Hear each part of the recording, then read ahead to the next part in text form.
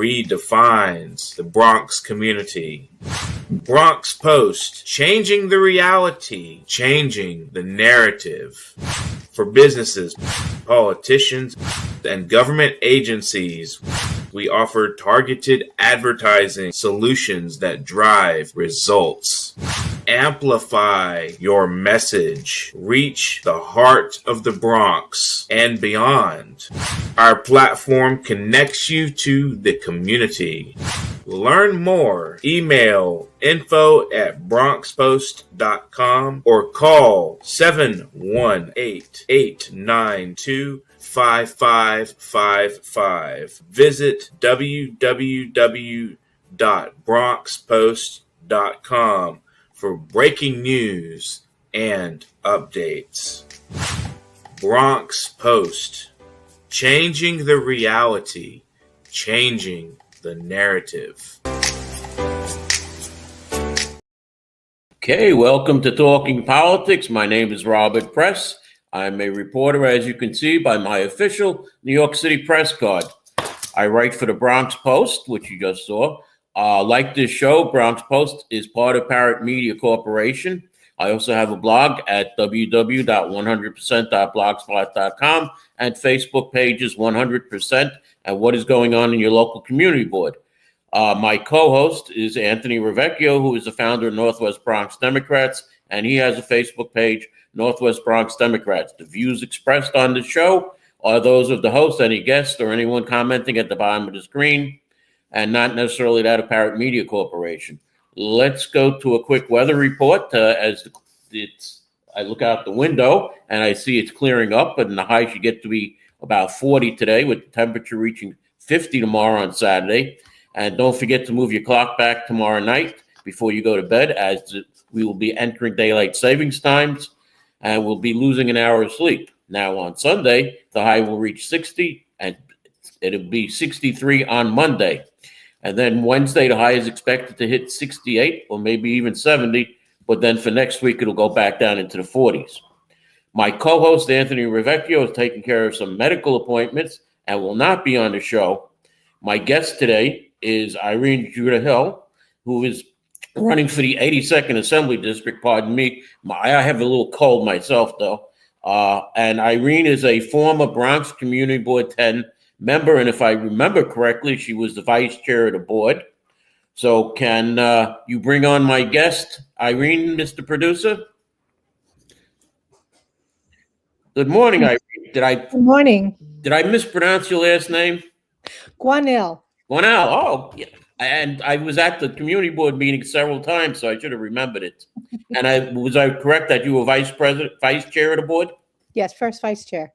Okay, so can you tell us a little more about yourself and why you're running for the assembly seat? Well, I live here in the 82nd, and I'm running for the New York State Assembly because I believe government should work for the people it represents. I am a small business owner, a realtor, and a mother. And as someone who has spent years helping people navigate housing and financial decisions, I understand the real challenges families face. I want to bring practical solutions, transparency, and opportunity to the 82nd District so residents can grow, prosper, and feel heard. Okay. Let me ask you a couple of questions, because one of the hot topics was the Bally's Casino, Hotel, and Parking Garage that will be built on part of Ferry Point Park. What was your position on the Bally's Casino, Hotel, and Parking Garage? Well, I am not for it. I am for economic development. It's important, and the Bronx deserves investment and good union jobs.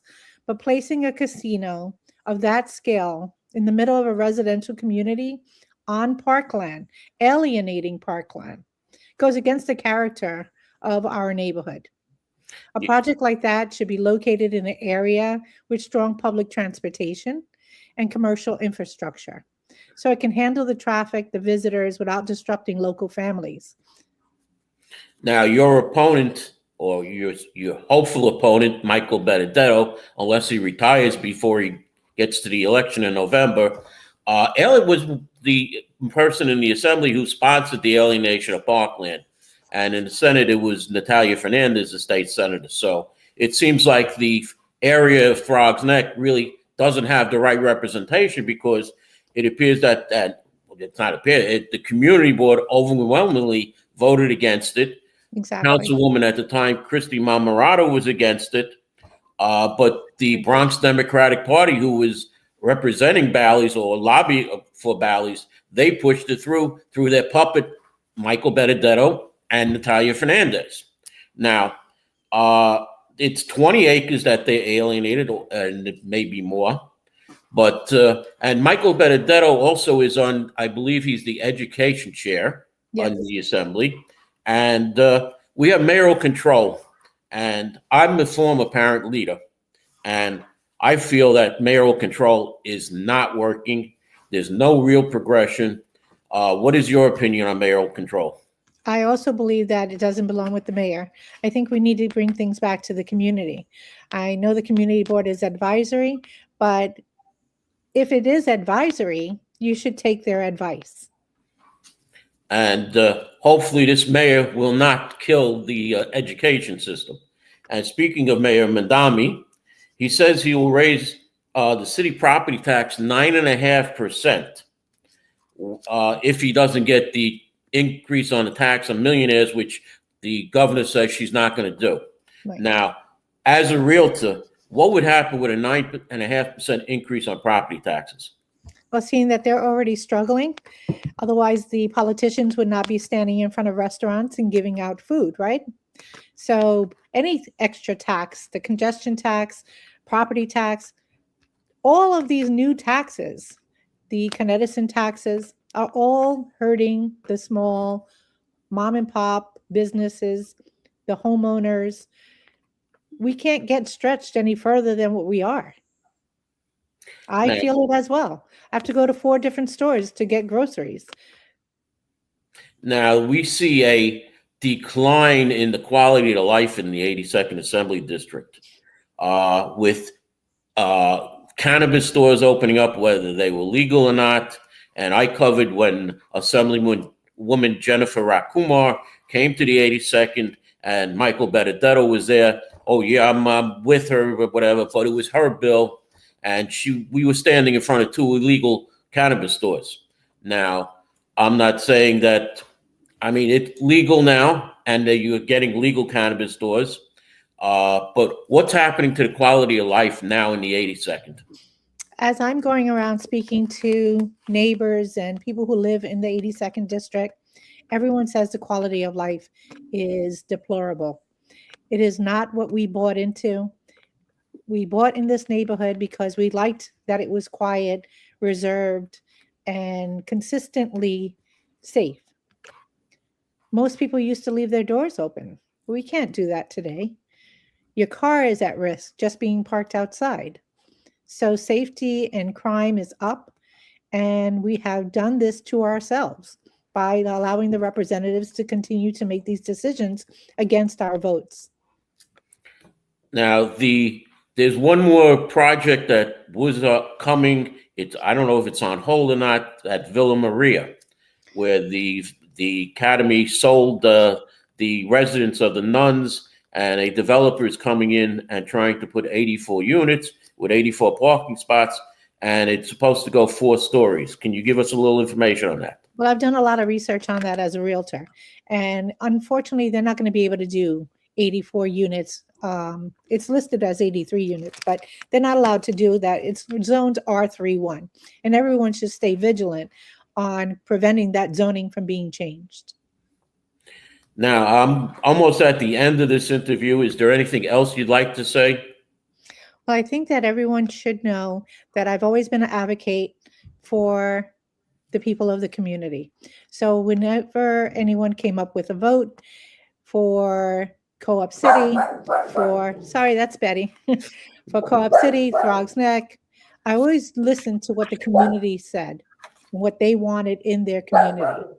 And I will always vote with the community.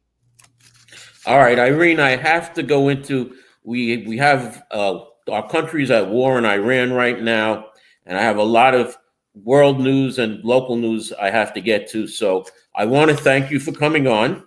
Thank you for having me. And let me get right into the national news with our war in Iran. President Donald Trump, in his first live broadcast, said he's authorized the United States-Israeli strikes on Iran last weekend that killed its supreme leader, the Ayatollah, and cast the region into turmoil. Monday afternoon, that the operation would last an additional 4 or 5 weeks, he said, and stressed that the U.S. has the capability to go far longer than that. And Defense Secretary Pete Hegseth did not rule out deploying United States ground forces in Iran. Israel is striking Lebanon, as it says. It has killed 31 people, including Hezbollah's intelligence chief. Greece has deployed 4 fighter jets to Cyprus after Iran struck a United Kingdom base there, used by the U.S. Qatar said it has shot down 2 Iranian jets, and the Pentagon says 3 U.S. jets were mistakenly shot down over Kuwait air defenses. This is during the beginning of the week. Lawmakers expect Trump to ask Congress for emergency cash to finance the war, on top of the nearly $1 trillion that Congress has already given the military this past year, according to Politico. And in the Gulf, crude oil supplies from Iraq and Kuwait could start shutting down, as we have seen in the past few days. If the Strait of Hormuz remains closed, U.S. gasoline prices are already above $3 a gallon. Wednesday, a United States submarine torpedoed and sank an Iranian naval ship near Sri Lanka, the first such United States attack since World War II. Sri Lanka said at least 87 of the 180 crew members on board died and 32 were rescued.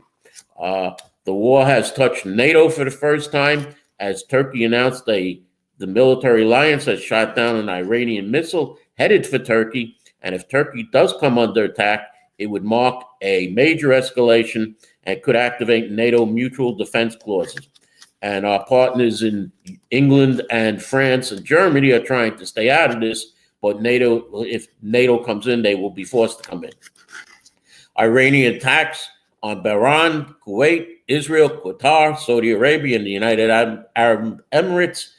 Power was out across all of Iraq. The human rights activist news agency said civilian death toll in Iran is now over 1,200. President Trump has said the war will end with an unconditional surrender from Iran. The oil crisis in the Gulf is escalating fast, as British officials said that a tanker was attacked off the coast of Kuwait, potentially a significant escalation if Iran or uncontrolled elements start attacking fully laden oil tankers anywhere in the Persian Gulf other than the Strait of Hormuz, even at the risk of an oil spill, then all bets are off, and it may prompt countries to stop loading oil on ships. The U.S. closed its embassy in Kuwait. Iranian missiles and drones went after Israel, Bahrain, Kuwait, and Saudi Arabia. As I said, Iran has said its attacks will get worse in the coming days. Everyone from Azerbaijan to Sharika is trying to navigate the winding fallout. Meanwhile, the United Arab Emirates is considering a major step to choke off Iran's finances. Elsewhere in the national news, Kristi Noem is out as the head of the Department of Homeland Security. Senator Mark Wayne Mullen of Oklahoma will take over at the Department of Homeland Security at the end of the month. Noem will now serve as a special envoy for the Shield of Americans, Trump said, previewing an explanation for what that actually means. It'll be coming tomorrow. The demotion caps off a rough month from Noem. Her department remains unfunded as Democrats refuse to back down on reforms they say are necessary to rein in federal agents she oversees, including those who killed 2 American citizens in Minneapolis. And Noem's grilling by both Democrats and Republicans before the House and Senate Judiciary panels didn't help either. What is this, Kevin? No, Kevin, there's no news on that. Today's jobs report was overwhelmingly disappointing. There's no other way to say it.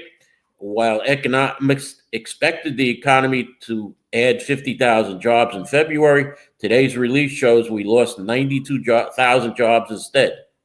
Job loss occurred in nearly every sector of the economy, including healthcare, and a sector that sustained job growth much of 2025 shed 28,000 jobs, largely because the Kaiser Permanente strike sidelined most of the 30,000 workers during the survey week. Even adjusting for the strike, payrolls would have been deeply negative.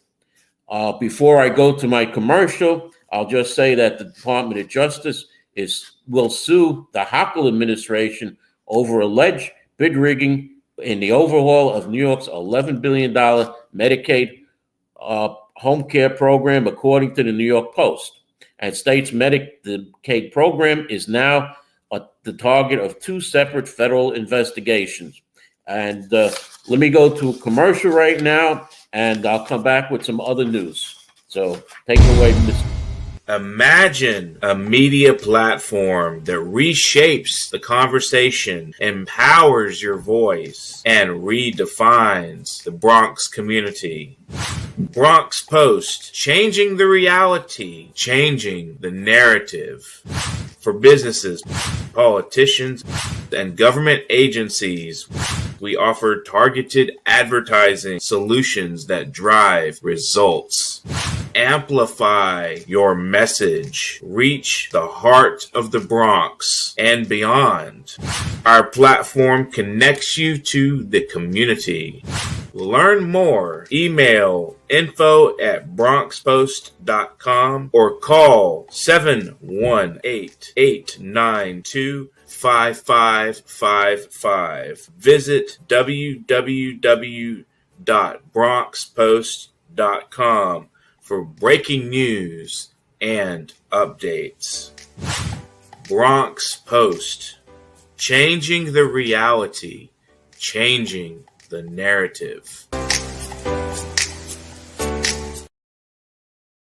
Okay, welcome back. It appears that New York City Mayor Zohran Mamdani continued to condemn the U.S. and Israelis' military strikes on Iran on Tuesday, while acknowledging the brutality of the Iranian government's regime after initially declining to do so. Mamdani, a Democratic Socialist, is among a number of left-leaning Democrats who forcefully condemned the Trump administration over the military strikes, aligning with the left's ardent opposition to foreign intervention in the Middle East. Those concerns are only further underscored by existing tensions with the Democratic Party around the Israeli military's actions against Palestinians in Gaza. Mamdani's comments Tuesday brought him more in line with more moderate New York Democrats like Governor Kathy Hochul, who has criticized the Trump administration for striking Iran without congressional approval, but at the same time also highlighted Iran's authoritarian regime. Some critics have attacked the mayor over his initial response, including former Mayor Eric Adams, who has repeatedly emphasized the violence the Iranian regime wrought upon its citizens. If you are running interference for that regime, you are not anti-war. You are morally hollow. You are choosing tyrants over victims, Adams wrote on X. Quote, tweeting over Mamdani's initial statement, New Yorkers stand proudly and unapologetically with the men and women confronting the evil, defending our country and the entire free world. Mamdani again emphasized that his primary responsibility is to keep New Yorkers safe while addressing the backlash on Tuesday. Is much as I've shared my thoughts when asked about the federal government's actions as well as the actions of the Israeli military. I've also focused my time and efforts in being in consistent communication with our police commissioner as well as emergency management officials, he said. And the reason he's got to keep in touch with these people is New York City Mayor Zohran Mamdani hasn't been granted his security clearance from the federal government roughly 2 months after taking office. He lacks access to highly sensitive information as the U.S. and Israel launched military strikes on Iran, an extended attack that could have ramifications in the city. The federal security clearance, typically granted to mayors and police commissioners, has historically given recipients access to classified briefings on threats as well as other national security measures that impact the country's largest city. Mandami's approval process remains in progress as early as of early March. Several senior leadership members in the administration do have federal security clearance and have been able to brief the mayor on what's going on. The NYPD confirmed that Commissioner Jessica Tisch does have federal clearance, and she's not the only one in the department.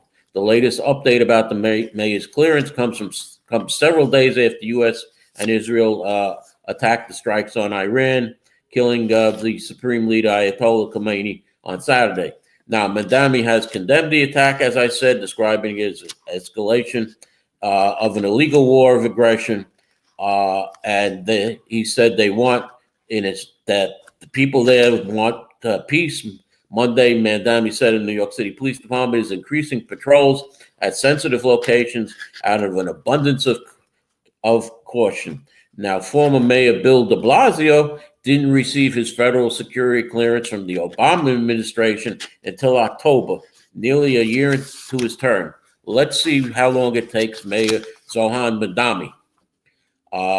As far as the battle in the 11th Congressional District, keeping a Republican district or making it a Democratic district, the Supreme Court on Monday sided with Republicans in the ruling that the boundary of the 11th Congressional District in New York City does not need to be redrawn for the 2026 elections. The outcome is a victory for Republicans in a national tug of war over redistricting that could determine control of a closely divided House of Representatives, where Republicans currently hold a razor-thin majority.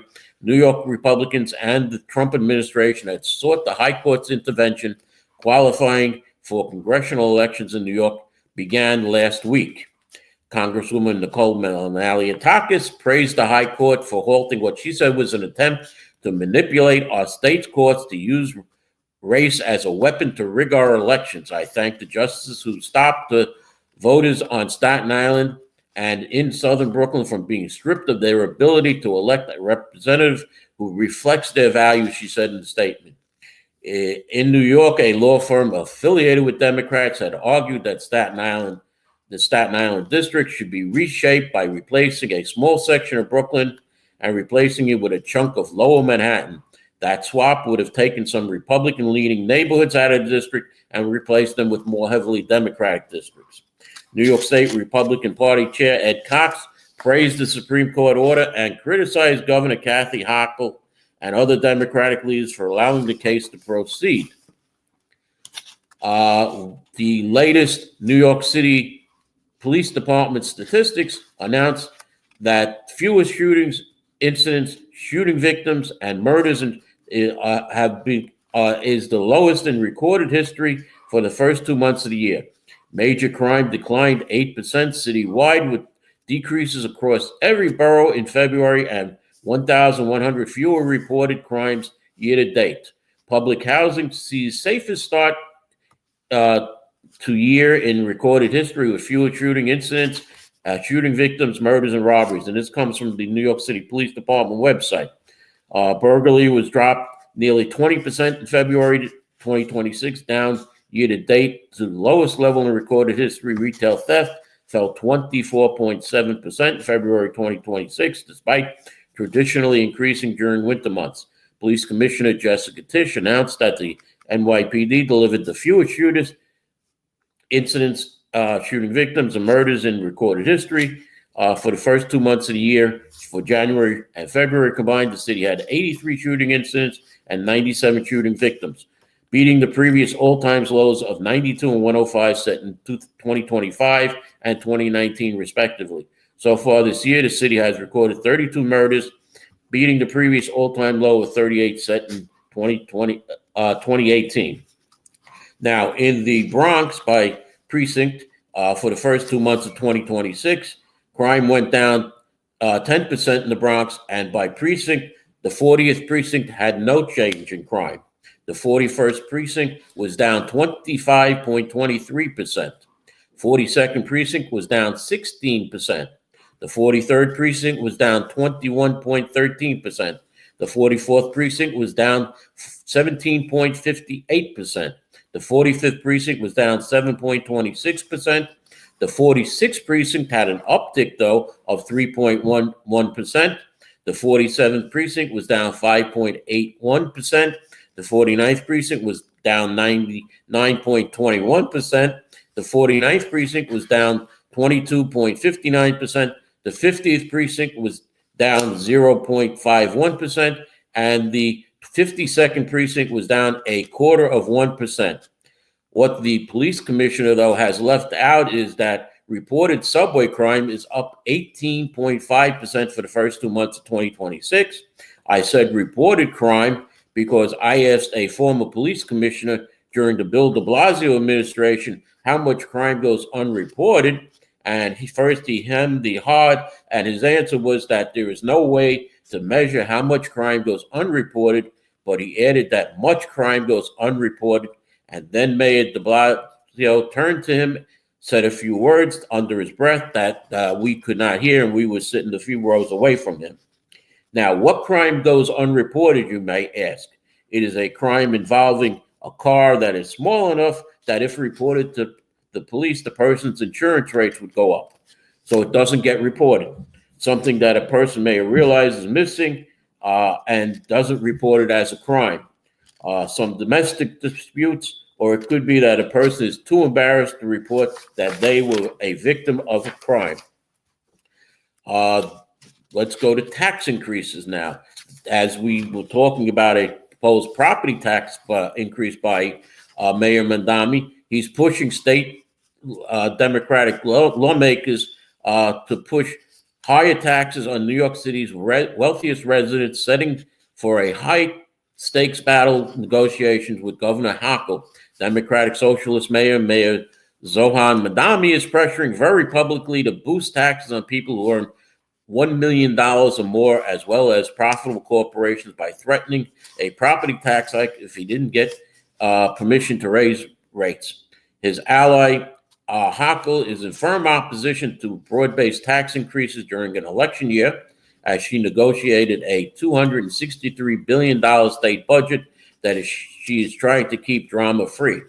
The upcoming fight over tax hikes, in part, will underscore how lefty and moderate Democrats are navigating this political moment in which restive voters want fixes for their deep-seated pocketbook problems. New York City Mayor Zohan Madani has his own costly agenda to pay for, including free buses, and he needs to close a $5.3 billion budget gap, which could be higher with the bad economic news.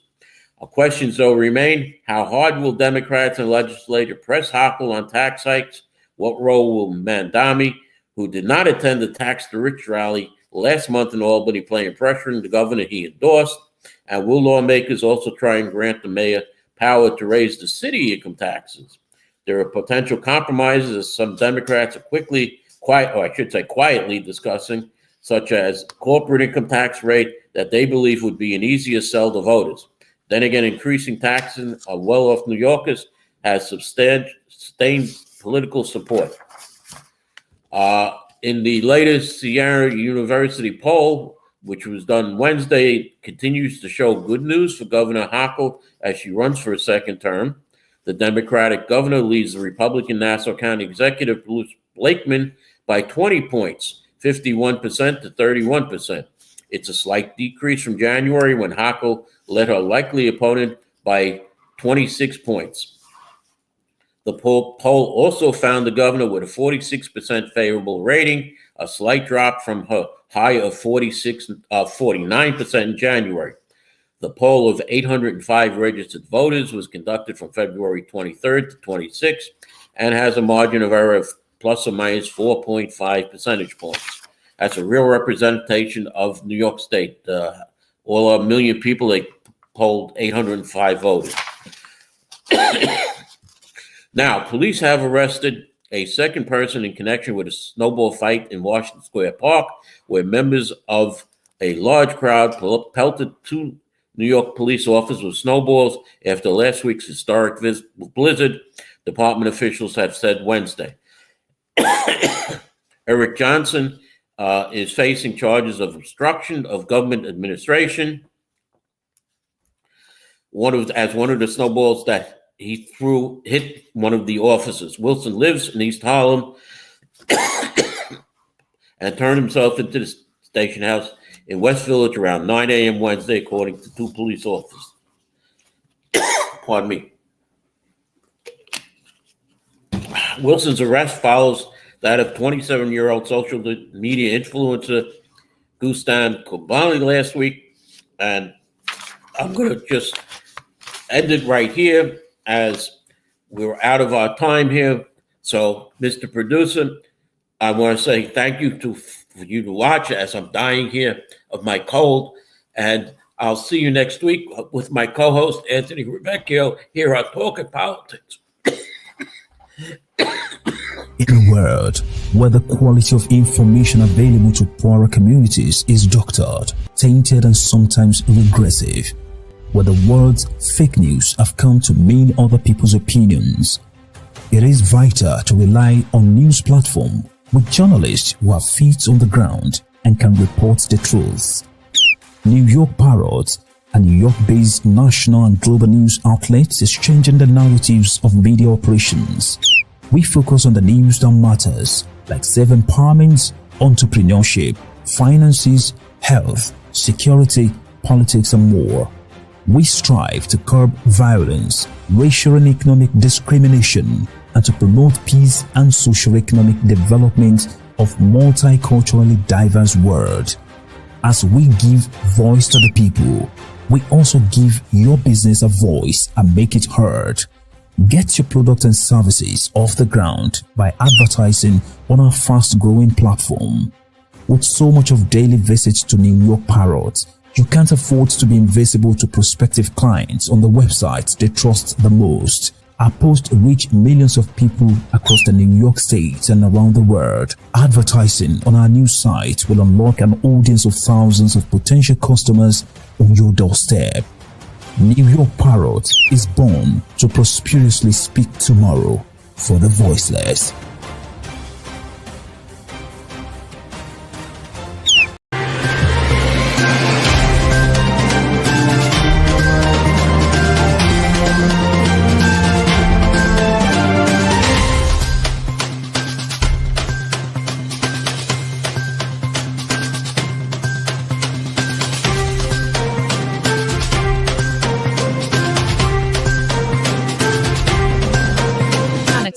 Keep watching The Politics every Friday, 12 p.m. Eastern